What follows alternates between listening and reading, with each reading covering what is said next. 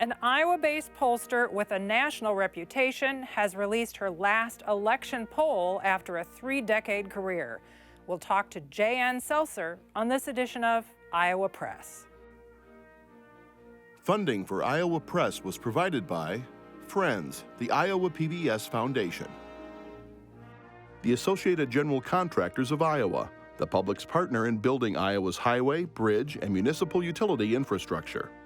Elite Casino Resorts is rooted in Iowa. Elite's 1,600 employees are our company's greatest asset. A family-run business, Elite supports volunteerism, encourages promotions from within, and shares profits with our employees. Across Iowa, hundreds of neighborhood banks strive to serve their communities, provide jobs, and help local businesses. Iowa banks are proud to back the life you build. Learn more at iowabankers.com.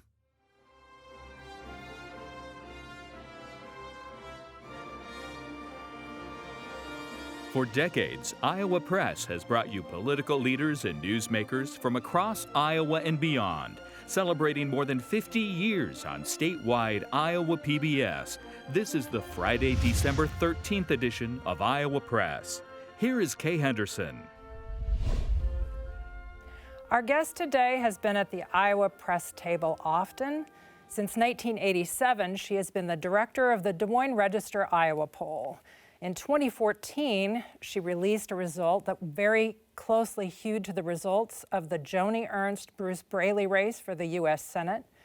This past election cycle, just before the general election, she released a result that was wildly not indicative of the election outcome of the Donald Trump and the Kamala Harris race here in Iowa. Ann Selzer, we're going to ask about that and some other questions. Welcome back to Iowa Press. Thank you. It's always a pleasure to see your smiling faces. Also joining the conversation, Katarina Sostaric of Iowa Public Radio and Erin Murphy of the Gazette in Cedar Rapids. So, Ann, you're a self-described data girl, right? And Kay mentioned the poll that came out right before the election. I'm sure you've been crunching the numbers since. What have you learned? What went wrong? Well, I'm not here to break any news. If you're hoping that I had landed on exactly why things went wrong, I have not.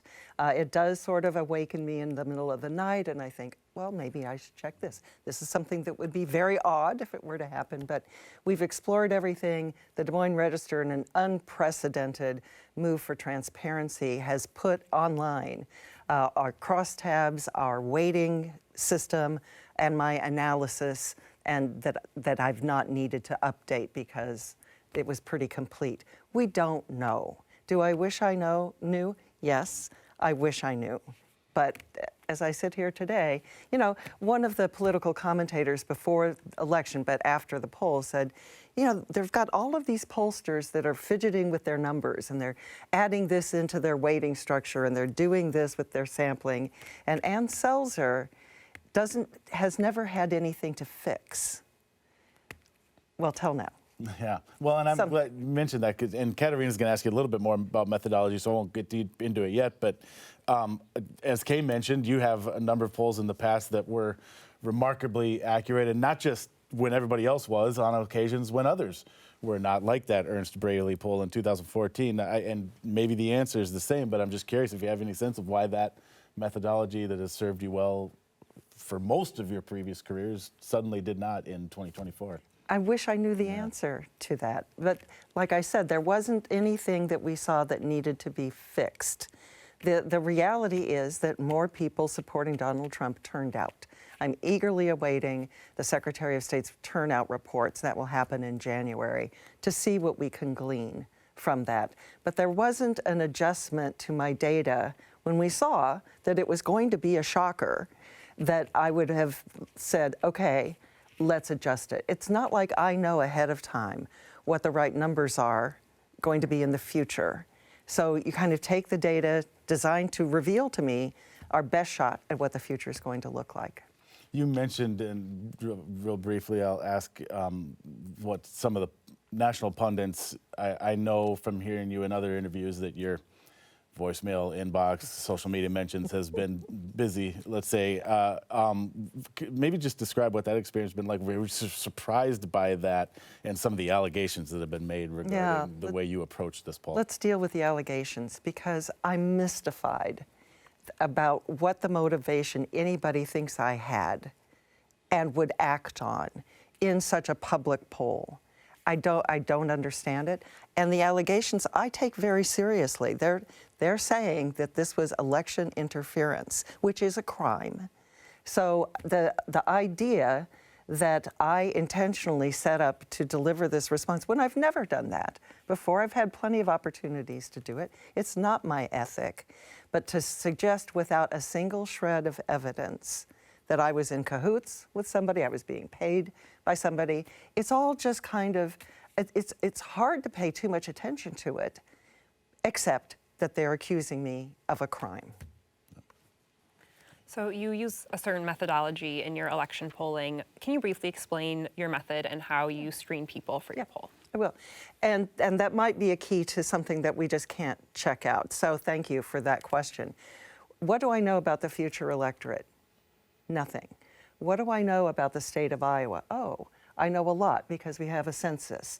So as we are interviewing people, we're going to ask a question early on about how likely they are to vote. They can say definitely, probably, might or might not, probably not. So, or have you already voted? If you've already voted in our last poll, you're in. And if you say you will definitely vote, you're in. But for everybody else, we keep them on the phone to get age, sex, what county they live in. That's going to give us some geography so that we can weight all of those people. I think there were 1,100 and some in our final poll to look like the state of Iowa, because that we know. And then we extract from that those people who made our likely voter screen and interview them. So if there are proportionately more women who pass that screen, they're going to show up here. But they're weighted at the statewide level. It's a little geeky. But one of the things I've been thinking about is with caucuses, we take you if you definitely or probably will participate. And maybe our screen was too tight. I don't know. There's no way to undo it and sort of check, well, what would the probably people have said? Because we very politely terminated the people who just said they would probably vote. But that's been our system since 2008. So just to review, it sounds like you have likely voters and you get their age and their sex. Is there anything else, any other characteristics that you screen for? They're county, so we can weight by congressional district if needed. Our weights for this were tiny. Any pollster would look at what our weighting report said and said, it's not like what we did by weighting our data, which to make it look like a cross-section of all Iowa, had something crazy in that. The weighting didn't change the horse race at all. And some pollsters have started looking at educational attainment of voters, because there's kind of a split between college educated and non-college educated. Why isn't that something that you used? We did take a look at that in previous elections, and in Iowa, we found that there were some interaction, statistical term, between the variables we were using in weighting. So it didn't make things better. It made some things worse. And then once, this is what I call putting your dirty fingers on your data. Once you see that it threw off the proportion of people who were married or not married, then you have to worry that it's actually harming your data rather than strengthening your data.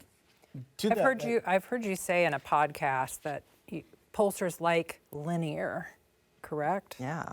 So let's go back to 2020. Donald Trump easily won the state. And then in 2022, Iowa was among the only states that had a big so-called red wave, and Republicans seemed to be on the ascendancy. So why weren't you more surprised or said, hey, there's something weird here, when you saw what your data was telling you? Yeah. We did say something is weird here. We just didn't see that it was something in our data that was causing it. And the context for that answer about linear was looking at where Joe Biden was in June in the Iowa poll and where Kamala Harris was in September, and that was an uptick. I think she closed by 13 percentage points. I might not have that exactly right. But then you continue that line on the same angle, and you get to where she was at +3. So it looked like there was a movement afoot, and that this was, she had jumped more vertically to an even bigger, that would have given us pause. But Iowa has been, has voted twice for Barack Obama. So it's not unreasonable to think that things might have been moving a different direction. One of the things you said in that same interview, and is along these same lines, and you talked about putting your dirty fingers on the data. You talked about, well, let's look at the data, and if we did do that, and you said if you had applied the 2020 electorate here in Iowa, if I'm remembering this right, it showed Trump +6 in your numbers. But that's, again, not your methodology, right? So it comes back to the question of how do I know before the election what the future electorate looks like? So how do you know the right number? How do you know? We can't really go back and look at what the turnout was before, because that might not be the turnout again. If we'd done that, imagine after 2012 when Barack Obama was reelected, things would look very different. So in hindsight, you say, well, why didn't you do that? Because it's not science. Yeah. Did you ever at any moment in that analysis consider killing that poll, not publishing it? That would be a decision that the Des Moines Register would make. Yeah. When we do a preliminary briefing the day before they get final data, and we walked through it all because the numbers are jaw-dropping. Mm-hmm. And I started by showing them the demographics and how they've lined up with previous polls that we've done. And I think by the end of that, they were comfortable with it. And so the question was never put on the table as to whether we would publish or not. And that would be pretty rare, right? The only time that I'm aware of that happened was in the 2020 caucuses with the Pete Buttigieg, and that was an error in the actual asking of the questions, not in the data. At the phone bank, right, not in our shop. So that's never happened in your experiences otherwise? There, early on, back in the Stone Age, when I was on the staff of the Des Moines Register as the research manager, which included the Iowa poll, I was away. Strangely, as we were putting out the final data, I was in Washington getting training, and I became aware that there was concern over a large number of Iowans supporting Michael Dukakis. So this would have been, what? 1988. 1988. And they convened. So it's David Yepsen and Jim Gannon and Arnie Garson and Jim Flansburgh, and names that some of your older viewers will remember from the Register. And they said, this is such a huge lead for Dukakis, should we publish it? And it was James Flansburgh who said, what else do you see in this poll that looks unusual to you? And nobody could find anything. And he said, so we publish. But to my knowledge, that's the closest that we've ever been based on how surprising the result has been. So kind of part of the thing that I live with is that I've lived through enough of these situations where people thought this can't be right. So one of my nicknames is the outlier queen. So I've been there enough times that I can go back and say, well, that Dukakis poll turned out to be okay, and this Joni Ernst poll turned out to be okay. But I don't think I was not vigilant enough. That's one of my conclusions. So election polling is a snapshot in time, as you've said, and it's not necessarily meant to predict the outcome of an election, but it's kind of not necessarily covered that way in the media.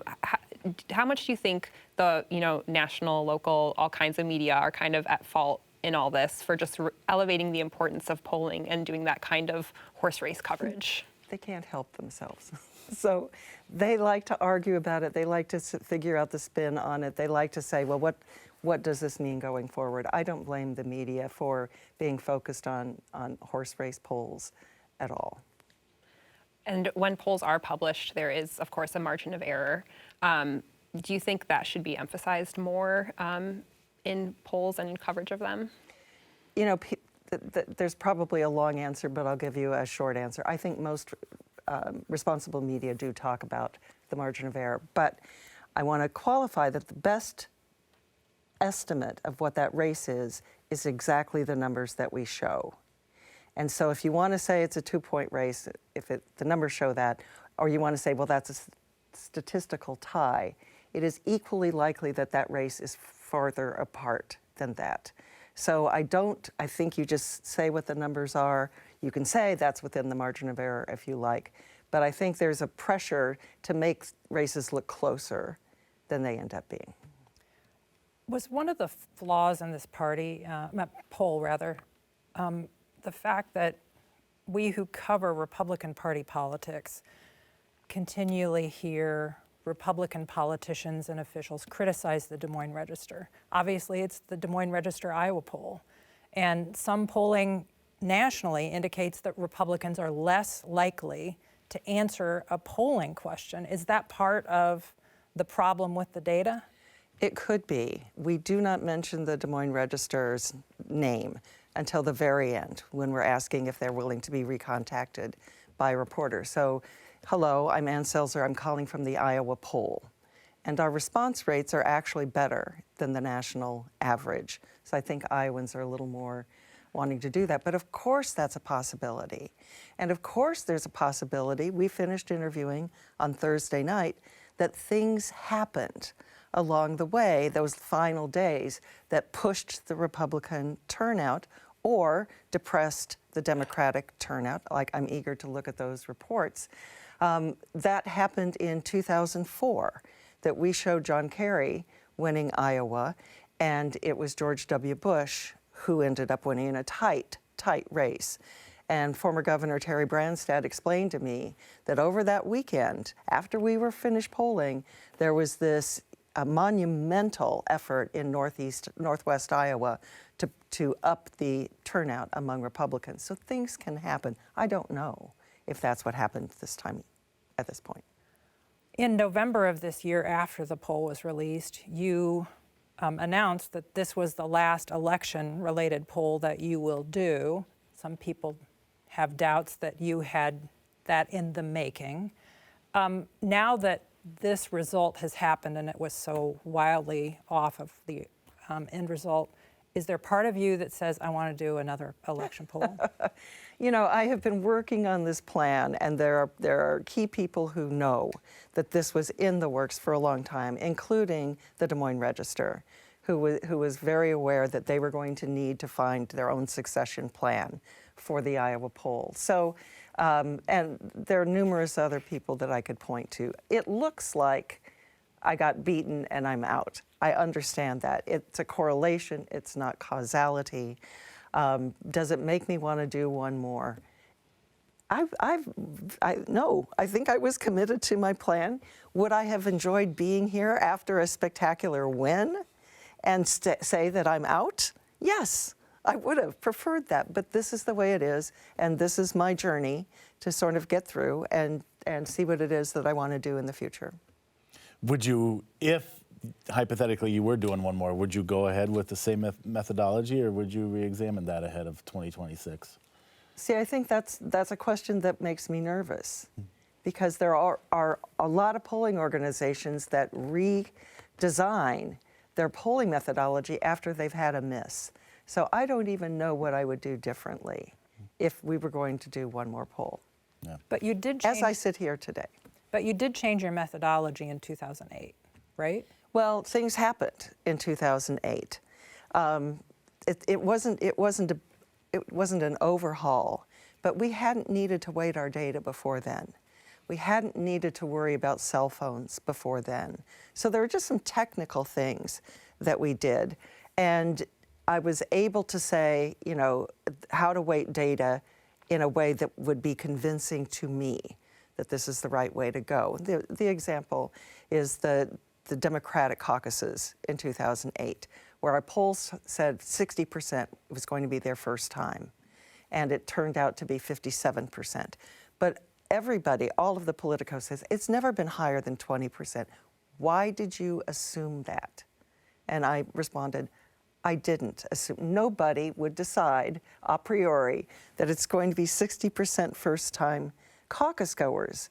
We turned out to be right, and that just said to me, look, what my method is to get out of the way of my data revealing to me what the future electorate is going to be like.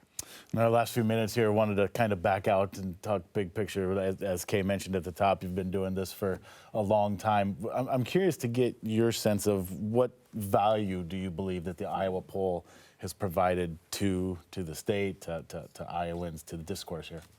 Well, I think it's been a remarkable tool for reporters, but I think it's also been a remarkable service to the people of Iowa. The Iowa poll was started in 1943 with fellow Iowan George Gallup coming in and helping them design it. They used to send interviewers out on a monthly basis and pretty much publish a story every day, an item from the Iowa poll. So it was launched to be a big deal on the leading topics of the day in Iowa. And I think if you look at our legislative polls to kind of help Iowans understand where their fellow voters and Iowans are on key issues the legislature is debating, I think that's been a very valuable service. I'm proud of the work that we've done. Why did you become a pollster? I knew early on that I liked gathering data. I liked that idea of people talking to me and turning that into numbers and then seeing an idea. And when I was in graduate school, looking at communication theory and research, I had a fellowship to Washington and worked on Capitol Hill as a congressional fellow. And so politics and gathering data, it just sort of matched up with my interests.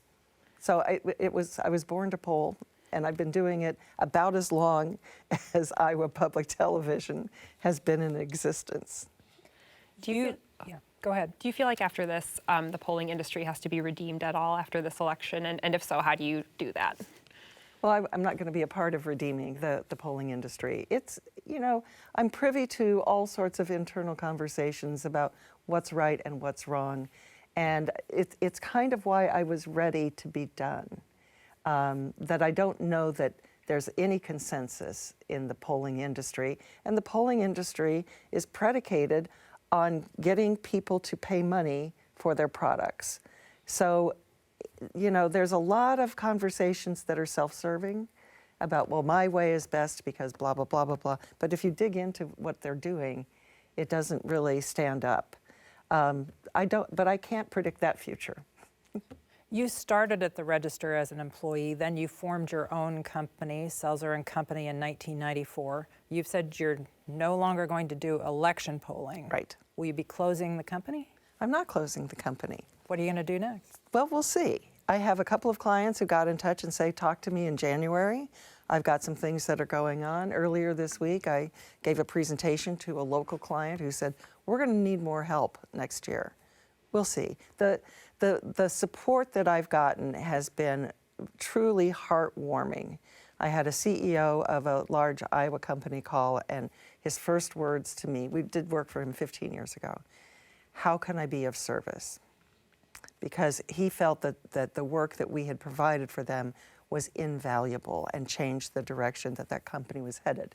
I enjoy that work. It's been out of the public spotlight, so people don't normally think of me that way. But there are many things that I'm thinking about continuing to do without the election side of that and chasing that business. The person who is the previous moderator of this program, David Yepsen, worked in concert with you at the Des Moines Register. He was their top political reporter and an opinion writer as well. I know that one of his favorite Iowa poll questions of the 1980s and 90s was, do you believe in God? Do you have some favorite questions or favorite Iowa polls in the past that have been insightful or just something that sticks in your memory? Well, thank you for that question. I agree with David. That was an interesting question. I don't know what the answer was right off the top. But we used to call these vegetable polls. So they're not issues so much as they are akin to an early question asked about, here are some vegetables. Is this a favorite? Is this not a favorite? Do you hate it? And what came out was lettuce was, they said the favorite vegetable, I would say the least objectionable. vegetable that way. But we had a question about whether you eat your corn on the cob horizontally or in a vertical sort of fashion. We had a question on whether... I'm sorry, I have to know the winner of that one. Do you remember how that went? No. Oh, no. And it might have been in my file of would-be poll questions. I proposed it and didn't get it. But corn on the cob, of the foods related to Iowa, number 1. Sure. Then pork chop. And then third, surprise, muscatine melon. So I think of these questions as kind of revealing what I call the soft underbelly of the Iowa psyche. So we asked a question about, do you own a pair of bib overalls? You know, here's the national image of Iowa. And it was, I think, 30-some%. Do you think bald men are as attractive to men who have a full head of hair? Would you marry the same person again? How would you rate your marriage on a scale of 1 to 10? And 45% gave their marriage a perfect 10. Now, is that a big number or a small number? And, you know, those sorts of questions that are just good for a good conversation over coffee. Well, we're not drinking coffee here, it's water, but our conversation at this point is over. Ann Selzer, thanks for being here today. My pleasure. You may watch episodes of Iowa Press at iowapbs.org. For everyone here at Iowa PBS, thanks for watching today.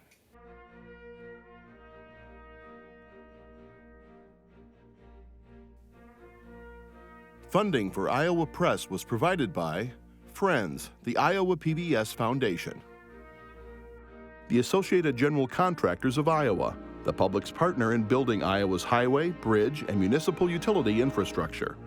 Elite Casino Resorts is a family-run business rooted in Iowa. We believe our employees are part of our family, and we strive to improve their quality of life and the quality of lives within the communities we serve.